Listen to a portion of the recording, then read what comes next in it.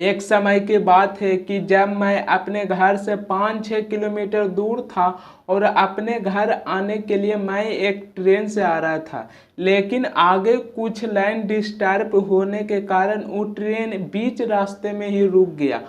और उस समय इतनी तेजी से बारिश होने लगा और इतनी तेजी से हवा चलने लगा कि ट्रेन में जितने भी आदमी बैठे थे, जहाँ बैठे थे वहीं बैठे रह गए।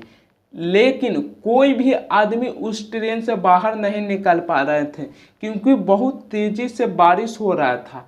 लेकिन उस ट्रेन में मैं भी बैठा था, लेकिन जब मैं उस ट्रेन की खिड़की से बाहर निकल के देखा तो एक भी आदमी मुझे नजर नहीं पड़ा। सब लोग अपने ट्रेन में जहाँ बैठे थे वहीं बैठे रह गए। बहुत तेजी से वहां पर ही बारिश होने लगा, लेकिन मैं फिर भी इधर उधर देखा तब मुझे मात्र एक आदमी पर दिखाई पड़ा। वो आदमी बहुत दूर था और रात के समय था, मैंने उसको चिन्ह नहीं पाया। वो आदमी ट्रेन के बगल से धीरे धीरे आगे आ रहे थे और फिर जैसे ही वो आदमी आगे आए तो मैंने उस आदमी को देखा कि वो आदमी अपनी माथा पर कर कर एक टोकरी में कर कर एक बादाम बेच रहे थे। कोई भी ट्रेन से नहीं उतर पाया क्योंकि बारिश बहुत तेजी हो रही थी और हवा बहुत तेजी था। एक आदमी अपने ट्रेन से उतरकर अपने माथा पर बादाम बेच रहे थे। मैंने उस आदमी को देखा तो मुझे बहुत दुख पहुंचा क्योंकि उतनी तेजी से हवा चल रही थी और इतनी तेजी से बारिश हो रही थी, लेकिन उसके बावजूद भी एक आदमी वो अपने माथा पर कर कर बादाम बेच रहे थे। लेकिन यहाँ पर इस सोचने वाली बात आ जाती है कि उस आदमी को वर्षा में पूरे शरीर भीग गया था, लेकिन उसके बावजूद भी उस आदमी ने अपना काम कर रहा था। वो अपने माथा पर लेकर वो अपनी बादाम बेच रहे थे। किस लिए? सिर्फ पैसा कमाने के लिए। अगर मैं मान के चलता हूँ कि वो आदमी पूरा बादाम बेच भी देता तो मुश्किल से कितना पैसा कमा लेते? 200 से 300 रुपया। आप लोगों को एक चीज पता होगा कि जितने भी आदमी छोटे काम करते हैं उनको पता है कि मुझे इस काम करने से कितना पैसा मिलेगा, उसको सब कुछ पता है, लेकिन फिर भी वो आदमी वो काम करते हैं। क्यों करते हैं? क्योंकि उनको मजबूरी है। कोई ऐसी इनकम स्रोत नहीं है ताकि वो इस काम को ना करना पड़े। उनको पास दिक्कत है तब वो काम करते हैं। वहाँ पर ही जितने भी छोटे काम होते हैं वहाँ पर ही पैसा कम मिलता है, उनको पता है, लेकिन फिर भी उस आदमी को काम करना पड़ता है। अगर मैं उस आदमी के मैं बात करूं कि वो आदमी अपने पूरे बादाम बेच भी देता तो मुश्किल से कितना कमा लेता? 200 से 300 रुपया कमा पाते हैं। अगर उतनी तेजी से वर्षा हो रही थी और उस आदमी को तबीयत खराब हो जाता और वो अगर डॉक्टर के पास इलाज करवाने के लिए जाते तो उससे कई दुगना डॉक्टर को फीस देना पड़ता है पहले, तब जाकर उनकी इलाज होती है। और वो मात्र उतनी वर्षा होने के बावजूद भी वो पूरा बादाम बेचकर 200 से 300 रुपया कमाए और तबीयत खराब हो जाता तो उनको डॉक्टर के पास जाते हैं तो उससे कई दुगना ज़्यादा पहले डॉक्टर के फीस देना पड़ता है, तय इलाज होता है। मैं जब इस बात को वहाँ पर उस आदमी को देखा तो वहाँ पर मैं बहुत ज़्यादा सोचा। वहाँ पर मुझे बहुत तकलीफ लगा कि 200 से 300 रुपया कमाने के लिए वो अपनी मौत से लड़ रहे थे।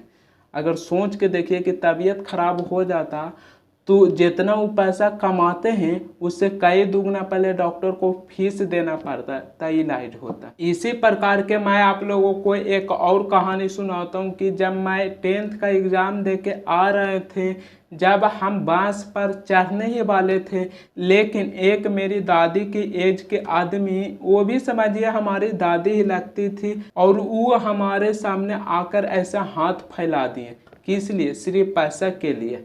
उन्होंने हमसे बोला कि बउआ अगर आपके पास थोड़ा बहुत भी पैसा है तो हमें दे दीजिए, हमें भूख लगा हुआ है। उस समय मेरे पास ज़्यादा पैसा नहीं रहता था क्योंकि मैं भी बहुत मिडिल क्लास फैमिली से बिलोंग करता हूँ, और जो पैसा मुझे घर से मिलता था एग्ज़ाम देने के लिए तो मुझे बांस पकड़ कर एग्ज़ाम देने के लिए होता था, और मैं बांस पकड़ कर एग्ज़ाम देने के लिए जाता था तो उसमें थोड़ा बहुत भी पैसा खर्च हो जाता था, और जब उन्हें से एग्ज़ाम दे के आ रहे थे तो उसमें भी पैसा लगता था, उसमें भी पैसा बस में खर्चा हो जाता था।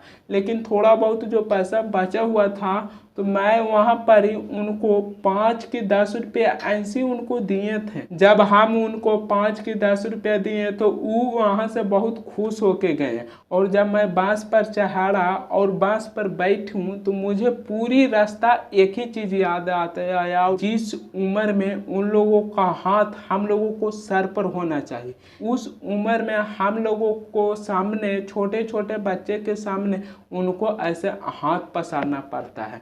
उस समय मुझे बहुत दुख पहुंचा और मैं पूरी रास्ता एक ही चीज़ सोच के आया और इसी के बारे में मैं पूरी रास्ता बस पर बैठकर इसी चीज़ को मैंने सोचते आया। उस दिन मैंने एग्ज़ाम देकर आया था तो मुझे एक ठोप नहीं लगा कि मैं एग्ज़ाम में आज क्या लिख के आया हूँ और कितना बढ़िया आज मेरा एग्ज़ाम गया है। इस चीज़ के बारे में मैंने एक बार भी नहीं सोचा और पूरी रास्ता मुझे एक ही चीज़ याद आता आया कि इन लोगों का हाथ हम लोगों का सर पर होना चाहिए, जो अभी हम लोगों जैसे छोटे छोटे बच्चे को सामने हाथ ऐसे पसारना पड़ता है। कितनी यहाँ पर सोचने वाली बात है। सो गाइस, मैं आप लोगों को एक ही चीज़ कहूँगा कि ज़िंदगी में इतनी बड़ी सक्सेसफुल आदमी बन जाओ ताकि कोई भी आपको गिराने के लिए 100 बार सोचे और इतनी फिर मजबूत हो जाओ उस चीज़ से कि ताकि आप दूसरों को हेल्प कर सकते हो और दूसरों को सपोर्ट कर सकते हो। क्योंकि जहाँ पर भी हो आप जौन सी स्थिति में हो वहाँ पर ही के रहने वाले लोगों को आप नहीं सपोर्ट करोगे, आप नहीं हेल्प करोगे तो फिर कौन करेगा हेल्प। इसी के चलते मैं बोलता हूँ कि आप लोग इतने बड़े मुकाम को हासिल कर लीजिए ताकि आप लोगों को कभी भी कोई भी गिरा ना सके और आप लोग एक दूसरे को हेल्प करोगे और एक दूसरे को सपोर्ट करोगे और एक दूसरे को आगे बढ़ाने का काम करो। क्योंकि जब तक एक दूसरे को मजबूरी और दूसरे की दिक्कत नहीं समझोगे ना तो कोई भी ज़िंदगी में आगे नहीं बढ़ेगा, सबकी सब पीछे रह जाएंगे, कोई भी नहीं आगे बढ़ सकता। इसी के चलते मैं बोलता हूँ कि आप जौन सी स्थिति में हो जहाँ पर भी हो तो लोगों को बारे में सोचो और अपने बारे में भी सोचो कि आप इतनी बड़ी सक्सेसफुल आदमी बन जाए ताकि आप दूसरों को दिक्कत और प्रॉब्लम को खत्म कर पाएं और उसको भी उस चीज़ से आज़ाद करवाएं ताकि उनको भी एक अच्छी ज़िंदगी जीने के लिए हमारे देश में उन लोगों का भी अधिकार है। ऐसा नहीं है कि अगर कोई गरीब में जन्म हुआ है तो वो गरीबे रह जाएगा, उसको भी एक अच्छी ज़िंदगी जीने के लिए हमारे देश में अधिकार है। उन लोगों को भी एक बार आगे बढ़ने के लिए सरकार मौका क्यों नहीं देती है, क्यों नहीं उन लोगों के ऊपर ध्यान देती है। आप जहाँ से भी हो वहाँ पर एक दूसरे के लेकर चलो और उसको भी आगे बढ़ाने का काम करो और खुद भी आगे बढ़ो। क्योंकि जब तक एक साथ मिलकर कोई काम नहीं करोगे, आगे बढ़ने के लिए नहीं सोचोगे तो कोई भी आपको ऊपर ध्यान नहीं देगा। ये मेरे बात को आप लोग समझ जाइए। तो एक साथ मिलकर चलिए और आगे बढ़ने के लिए ध्यान दीजिए।